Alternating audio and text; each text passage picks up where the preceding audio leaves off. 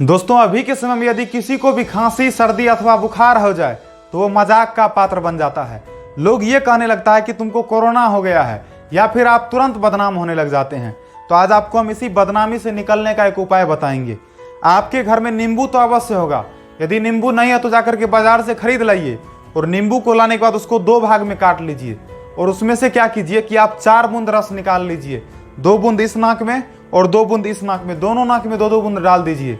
कुछ देर के बाद आप देखिएगा कि आपके अंदर जितना भी कफ जमा हुआ होगा वो सारा कफ बाहर आ जाएगा, और जैसे ही कफ बाहर आएगा आपका खांसी, सर्दी, बुखार सब कुछ गायब हो जाएगा। तो ये नुस्खा आप अपना करके देखिए। यदि आपको ये नुस्खा के बारे में जानकारी नहीं था अभी तक, तो आप वीडियो को लाइक करें और इस चैनल को जरूर सब्सक्राइब करें, और अपने आसपास के लोगों को बताएं। यदि उसको खांसी, सर्दी अथवा बुखार होता है तो उसको बताइए कि आप नींबू लीजिए, नींबू का रस लीजिए, आप ठीक हो जाइएगा।